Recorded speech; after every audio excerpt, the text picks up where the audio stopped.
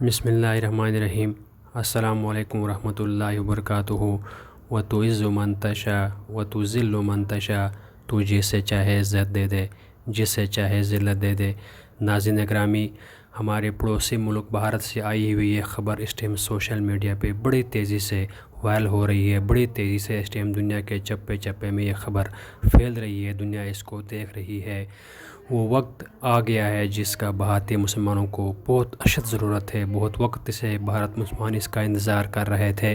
وہ چاہ رہے تھے کہ کوئی ان کی قیادت کرے، کوئی ان کی قیادت کرتے ہوئے ان کی بات کو آگے اعلیٰ حکام تک پہنچا دے، لیکن کافی وقت سے ان کا یہ خواب پورا نہیں ہو رہا تھا۔ اسی دوران جب مسجد میں بت رکھے جا رہے ہیں، مسلمانوں کو کاٹا جا رہا ہے، مسلمانوں کی قیادت کے لیے مولانا سجاد نعمانی صاحب نے بہت بڑا اعلان کر دیا ہے، اور انہوں نے ایک جگہ پہ سیاسی نمائندوں سے ملاقات کی ہے، اور ملاقات کے دوران انہوں نے اپنی عادت کے مطابق ان سے صحیح گفتگو کی ہے، اور ان کے ساتھ کھری کھری باتیں کی ہے، تب جا کے انہوں نے ان کو یہ دہانی کرائی ہے کہ وہ اعلیٰ حکام سے ان کی ملاقات کرائیں گے اور ان کی باتیں اعلیٰ حکام تک پہنچائیں گے۔ بتایا جا رہا ہے مولانا سجاد نعمانی صاحب نے ان کو واضح طور پر یہ بتا دیا ہے کہ اعلیٰ حکام سے ہماری ملاقات کرائیں اور مسلمانوں کے حقوق کے تحفظ کا ہمیں یقین دلائیں۔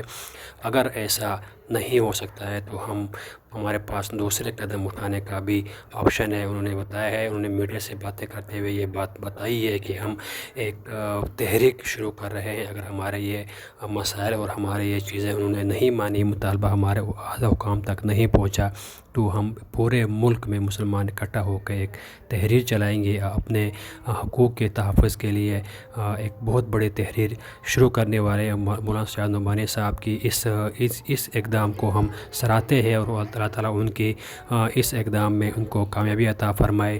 اب دیکھتے ہیں حکومت وقت ان کی اس بات کو کتنا فالو کرتی ہیں۔ آپ نے کمنٹ میں ہمیں ضرور بتانا ہے کہ آگے آنے والے حالات کیسے ہوں گے۔ السلام علیکم ورحمۃ اللہ۔